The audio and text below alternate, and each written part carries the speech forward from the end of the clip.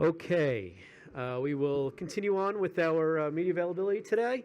We are now joined with the championship contending crew chief of the number 11, and that's Chris Gabehart. Chris, thanks for taking the time. I know it's a busy day.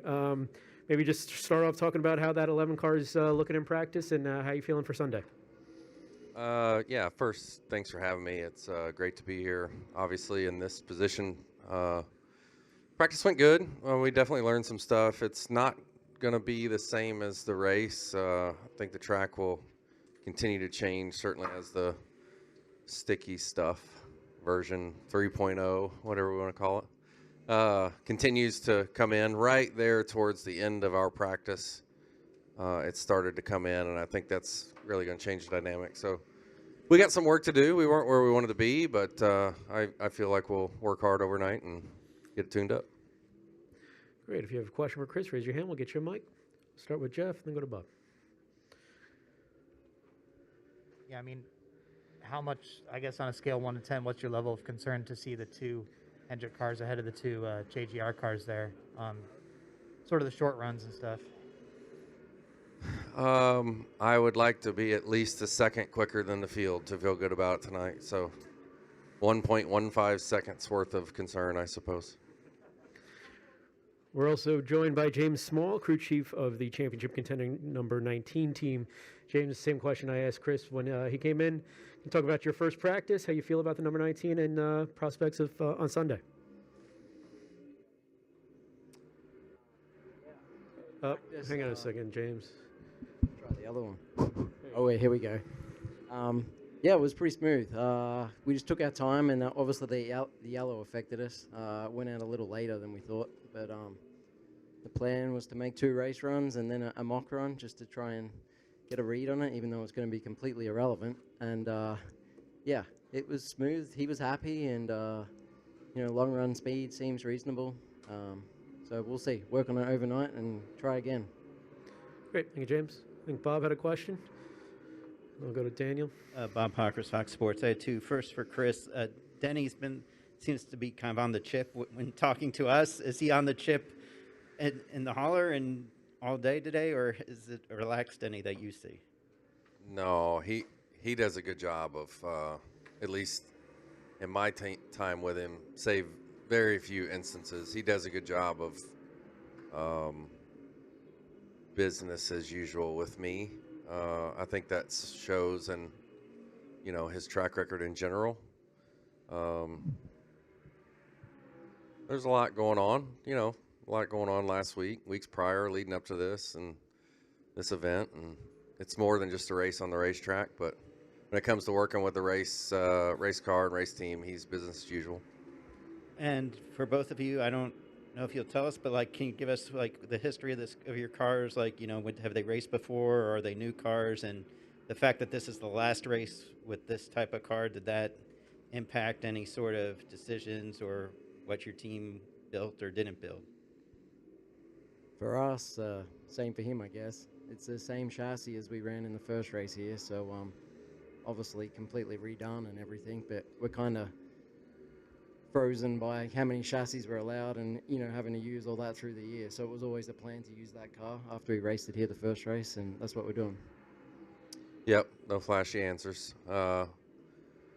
Continuing to rub on the rock and make it a little better, but it's the same rock.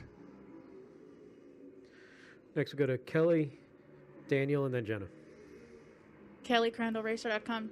James, what does it mean for you to be here as a crew chief? You've been in championship fights before, but taking over as crew chief for Martin, you had some big shoes to fill. There was people who were like, well, he's not Cole. So what is it like for you to be here as a crew chief and a chance to guide Martin to another championship?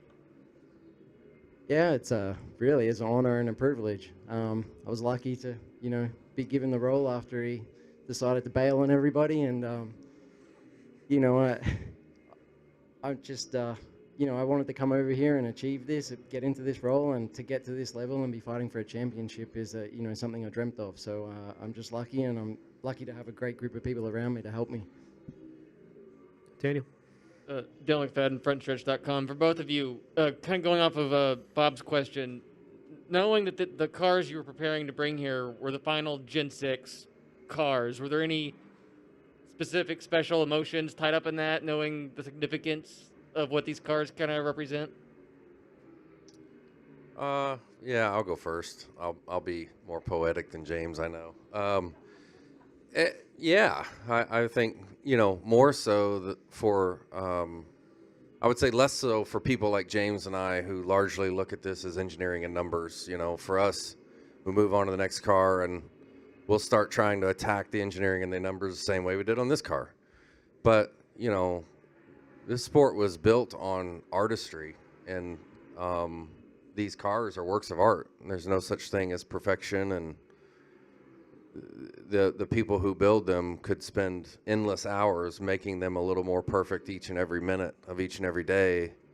And to a large degree, that's dying. I think it's honestly unfortunate. I'm not saying I agree or disagree with it, but the sport was built on, racing was built on building the fastest car you knew how to build and then driving it as perfect as you knew how to drive it. And we're certainly losing one very significant aspect of that. And I think there's a lot of people in this industry that are sad to see it go. Yeah. Yeah, what he said. Told you I'd be more poetic than James. I can't beat that. Go to Jenna. First one for James. When you come back here as the winner, the most recent winner here, what is the urge or maybe resistance to doing anything to the car? Yeah, it's tricky. Definitely for you. Like last year we were here, we sucked, and we worked all winter on coming up with a new concept, and it worked at the first race. So obviously it was short practice, and we knew the track was going to be a little different, kind of useless today anyway. So it's hard to stray too far from where you're at, but we have some little differences, and there's some little changes, like the rules changes. They've taken the side window out, which you guys probably don't understand, but that has a far greater effect than you'd ever think. So things like that you have to adjust for, and then stagger, and just trying to understand what the resin will do, if it will be the same, and yeah. So you're loving it. Sorry. And Chris, you've heard Denny thrives in chaos, and he also said to us that the reason he's successful is because he just keeps it flatlined all the time. You mentioned that he's all business. When he's in chaos, are you aware? I mean, I'm certainly more aware than you guys would be, but certainly less aware than him or those, more in the friendship circle, I guess, or family circle might be. But the one thing I will say is definitely in my now going on 3 years with him, I've definitely seen instances where he's proven to me that he will not be our limiting factor on any given weekend. I think he believes in the race team. He believes in the process, the procedure, and he knows that he has to show up. I won't say that that's always been the case. I'd leave that to other people who have been around him longer than me, but I can tell you that he has definitely shown up the last 107 races now, and I expect this one to be no different. Thank you. We'll go to Claire, then Nate, and Kelly, and Postman. Claire B. Lang, Sirius XM NASCAR Radio. Are you guys stressed? Do you have the most stressful jobs? And if you are stressed, would you show us? And how do you not show it in front of your teams? Because then they'd get all wigged out, right? Do you feel stressed out? I feel the most relaxed I've been at any race. Far less stressed than last weekend. So, yeah, I think our whole team feels like that. It's a weird feeling right now. Maybe I don't know why, but maybe we're wrong, but we'll see. I'll expand on that only because I felt it before. So it's not the dramatic answer you guys want, but I'm telling you, when we give you the answer, the goal is to make it to the championship race. That's the goal. The race is gravy. It's bonus. Yes, we all want to be champions, but it's one race. There's so much that goes into one race that is out of your control. I mean, you simply don't have control over a lot of what happens in this race, but you do have control in the first 35 and in getting to it and being crowned one of the best, championship worthy. and I think certainly everyone here is championship worthy. So to expand upon James's comments about being as relaxed as he's been all year, I don't feel that as much, but it's simply because I knew it was coming. Like the first 2 years, 2019 and 2020, is the strangest thing. I mean, it is absolute euphoria at the end of the cutoff race for the last round when you've made it, because you've truly reached your goal. And I know exactly what those guys are going through, and certainly so do a lot of his teammates who've been through it before. But James, in the leadership role that he's in now, he has achieved the biggest goal of the year, and you know, winning the race tomorrow or not certainly would be gravy on top, but it really is just gravy. And James, what do you think the difference will be? Speed, calm, who doesn't crack, who doesn't mess up, driver talent, car, what do you think? All of the above. We'll go Nate next, and then Kelly. Nate Ryan, NBC Sports. Chris, Denny said yesterday that you guys wouldn't pay attention to qualifying at all. Is that accurate? I presume it is. And is that partially because of pit stall selection doesn't matter? And we've seen recently that guys can come to the back and do okay here.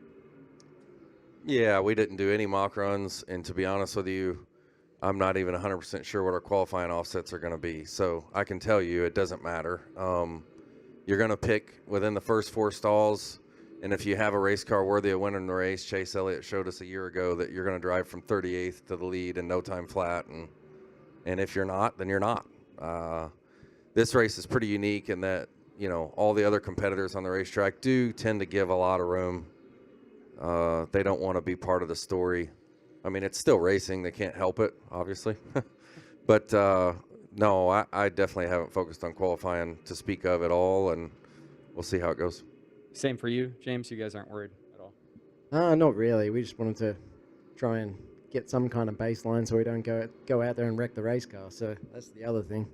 Gotcha. And my other one is, I think this is the first time in nearly 3 months that you guys have had like a 3-day race weekend and showed up and had to do all the normal things that you guys did every week until a year and a half ago. So how's it felt? I mean, does it feel good to have this kind of cadence back? Does it build any rhythm to the weekend for you guys? I mean, yeah, for me, I'm a racer. I love to be here. I love to be at the track. I love solving problems. You know, while their problems aren't fun, you want everything to go great. I'm a problem solver. So, yeah, I mean, I love it. I can tell you a year ago, you know, I've done it on again, off again, on again now. Last year, you know, as you guys can all relate to, was after the pandemic was just really stale feeling. I mean, the entire, whatever it was, 20-some races, just speak cadence. I mean, it was like going to a funeral most weeks. And really, the championship race was not a lot different. I mean, just very much more dynamic, and I enjoy that. Enjoy all the stories and enjoy all the hype, the build-up that you guys get to produce to make the race larger than life. And it's hard to do that when we unload on Sunday morning and race Sunday afternoon. So definitely glad to be back. Kelly? Yes. Oh, yeah, I'm sorry. Go ahead. Yep. Yeah, same deal. From the engineering standpoint, just really missed that. And the big thing is like working with the driver through the weekend. And I feel like practice has always helped us in the past, you know, just getting Martin here, getting his head in the game, you know, and working through that through the entire weekend. So that's definitely an advantage for this weekend. So, yeah, it'd be nice if we could always practice properly, but sadly that's not going to happen. Yeah, for Chris, you know, I think you had said after Bowman took out Denny, like you said, you know, you could see that comment's pretty much the way everybody races now, or maybe he said he races. But anyway, bottom line is like your comments about, you know, sort of the lack of respect, and it's been sort of this ongoing topic of, I mean, obviously everybody wants to see more short track racing, but at the same time, you see so much like just sort of disregard for maybe other competitors. What's the balance that you guys expect from a race team standpoint of how to be raced by other people? And do you think it's changed in your years since you've been in NASCAR watching short track racing?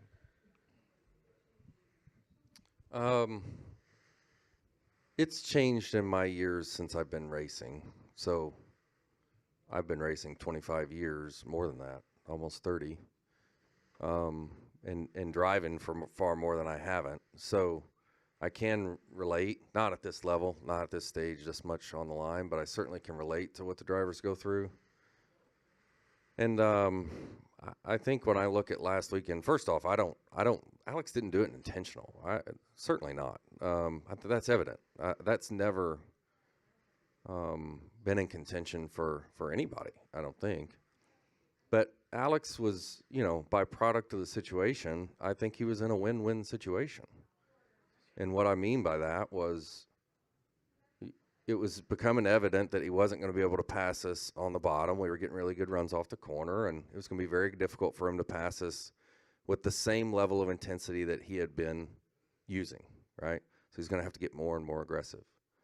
And it's evident. I'm not saying it's wrong. I mean, you can look at F1 and, they officiate way too much the other way. But it's been evident over time that he was going to be able to ratchet up that intensity more and more and more to try to pass us. And if he made a mistake that got into us and got the lead, or worst case scenario, wrecked us, which is what happened, there wasn't going to be any consequences for it. So what is the incentive for Alex Bowman or any other young racer who's been put in that situation to not ratchet it up to a level that is going to be detrimental to his fellow racer? It's internal incentive. That's it. Whether it is, the racer's creed or, I'm afraid that X driver is going to beat the crap out of me if I get into him, whatever it may be, it is all internal motivation. Many years ago, the internal motivation was honor amongst racers, or, the fear of tearing each other's equipment up because the racers come up and had to fix their own stuff when they did it, or, the driver's going to get out and kick the crap out of me, whatever it might be. And those things are more so gone now. And certainly one thing that's been consistent is that it's not going to be officiated. There was no penalty that was going to come of it. So, I think Alex and drivers like him in that situation are a win-win situation, and it just has to be understood that that's the case and adjust accordingly. Now these guys are popular, but we're going to try to get them back to the garage here in a little bit. We'll take 5 more. Dan, Kelly, Postman, Zach, and Dustin. Go ahead, Dan. You mentioned the difference in atmosphere from last year. I mean, everyone talks about the drivers missing the fans, but I mean, what's it like for you guys to see the garages here are open, the fans are crammed up against the gate, or scream? What's it like for you guys to have them back, and how much does it affect you guys, the way you feel about doing your job when people are there screaming and snapping pictures? Thanks. No, it's great. As Chris said, it's like stales, like being at a funeral, and it's definitely great. We're in the garage before practice, and Martin walks in, everyone's screaming and cheering, and it's just exciting to have him back. And it was a very sorry state of affairs last year, so yeah, it's cool. Yeah, I mean, definitely. Unfortunately, we're so focused on our jobs all the time, and there's so much to keep track of, and you're trying to execute for the biggest race of the year. So, you don't have a ton of time to interact with them, but certainly all of us are so well aware that they're the reasons we're here. I mean, without their interest, without their level of intensity, there's no reason for us to be sitting here and no reason for you guys to be sitting out there. So the more interaction, the better. To the previous question, at the end of the day, I realize that this is entertainment first and racing second. That's the reality. Anybody who thinks it's not is kidding themselves. So whatever we got to do to keep putting the show on and making it interesting and giving you guys something to write about, that's what we'll do. Kelly? Kelly, CrandallRacer.com. Chris, there's been a lot of talk this week from the Gibbs camp about just there's more confidence this year with the 750 horsepower package, whereas Denny said last year when you guys came here, you weren't really in the same ballpark. You felt like it was going to be a tall task to win the championship. Do you feel the same way? Is it a different confidence this year? Do you feel like you have a better shot because the package is better than it was a year ago? Yeah, I mean, statistically, yes, it's hard to argue. But, this race carries a different tone and tenor. It just does. It brings the best out of every competitor that's in it. You know, whether it's the underneath mechanic, the engineers, the crew chief, the driver, you name it, it pulls the most out of it, and that bleeds all the way through the organization. So certainly statistically coming into that race, it's obvious that we have closed the gap on the 750 stuff. Does that mean anything for Phoenix? Honestly, next to nothing. Hendrick Motorsports is such a dominant race team historically, as is Joe Gibbs Racing, and great race teams find ways to rise up. So tune in tomorrow. There's definitely no givens here. Steve Post, MRN, for James. James, I can't imagine the last 30 laps of last week's race. You walk in, you see the tire, the valve stem, the euphoria of moving on. What was that like? What was that like from your perspective? Slow motion, high speed. Just what was that like? Yeah, like it was a very smooth day, and then in the space of a couple of minutes, it turned to shit big time. And I don't know. I was kind of more calm than I thought I would be, to be honest. I was just sitting there calmly thinking, okay, here we go. There was a few big decisions to be made there, you know. And it got to the point, if we came in pit, you know, at least with the first issue we had, which was the left front, we would have gone back and there wouldn't have been enough time to come back through. We didn't have new tires to put on. And then we got the second issue and we got ran in the fence, and it's like, well, you definitely can't come back now. And it's just like, you just told Martin, and it's like, okay, we're out now. This is the only option, is to go forward. And, you know, he did a great job, and then somehow finished fourth out of all of that. And then to see that valve stem, we were like, yeah. We thought, you know, we've been trying to live right all year long. And so much stuff has gone wrong with us, and we're like, what are we doing wrong? But I think it all finally made up for it then in that, you know, the final part of that race. Zach? Zach Sterniolo with Front Stretch. Chris, curious, what kind of effort do you feel like went into preparing the backup cars? You guys haven't needed backup cars hardly at all this season. When you have a championship race, obviously you guys were able to get through practice without needing one, but I know there's qualifying still tomorrow. What kind of preparation and effort went into prepping those cars? I mean, definitely a lot, but, you know, you're out of practice. A lot's changed within our industry in terms of personnel and, you know, levels of redundancy inside of your personnel and that kind of thing since the pandemic started. And certainly looking forward to next gen, a lot of that has kind of finalized in terms of people. And so now everybody's got to do more, and you're out of practice, and you're focused on getting through from the round of 8 to the round of 4, which is incredibly difficult. And then with the schedule the way it is, and the haulers having to leave when they had to leave, basically Tuesday evening to get out here in time for all this, the preparation had to start ahead of time. And I'm happy and proud to say, while nobody else will know it, hopefully, with 2 to go here, 2 laps to go, nobody else will know just what a good backup car we have. I have all the confidence in the world that we could get out and put it together, and it would be every bit as good as our primary. And you know, while that's not something that I want to have to flex, I'm really proud of all my people for that. And we'll wrap with Dustin. Dustin Long, NBC Sports. For both of you, you talk about, you know, the goal is just getting here, and in one sense this is gravy, but a lot of times people are measured, or teams are measured by what happens in this event. So in that sense, and maybe I'm just going to be the jerk to bring it up, but, you know, Chris, you had a situation with the tape a couple years ago. And obviously, you said that was a bold move, and so I understand why you did that. But you know, that's looked at as something that didn't go well. And I'm curious, is it easy to live past that, or harder because people like me ask questions about that? And for James, you were in a situation as an engineer where you guys had the tire situation, and you know, these are, you know, that was a sense of rudimentary thing you wouldn't think. And to have something be so close and to have it taken away by something like that, are these things that are hard to live by, get past, or just because I'm asking questions and you get asked about it until you'll win it? For me, there's 2 factors. There's internal motivation and external motivation, and none of us are ever completely immune to external motivation. So the pressures of trying to win a championship, or the races that you should have won and you know it and didn't. You guys don't write down should have ones, only we do, in an attempt to evaluate where our program's actually at. So you're forced to live in an external world for sure, but 100% what motivates me is internal motivation. And therefore it is, how do we perform on any given day? The only thing that I'm upset about at Homestead is not the aggressiveness of the call. It is the lack of understanding of risk versus reward for that call. It got placed wrong, and it is what it is. I will be exactly that aggressive again when the time is right, and that is because from an internal perspective, I know what it takes to win.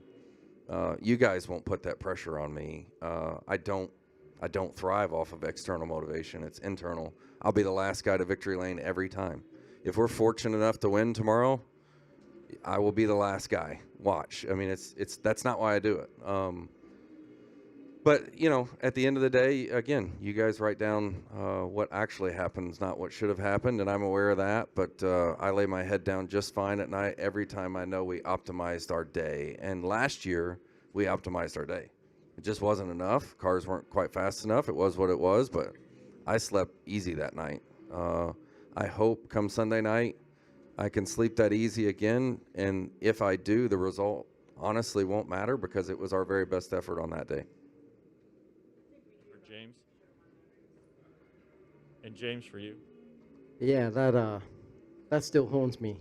And I think even 2018 we had a good shot and it kind of fell apart at the end. But, it just comes down to same simple thing. You got to do everything right. You got to execute. And just small little silly things like that can completely turn your day upside down. So, we're all focused on that. And the guys, I don't think anyone will ever make that mistake again. So, it's still a difficult one. And, don't ask Cole about it. Chris, James, thanks so much for the abundance of time. Good luck on Sunday, and I appreciate you coming by to talk about Sunday's race.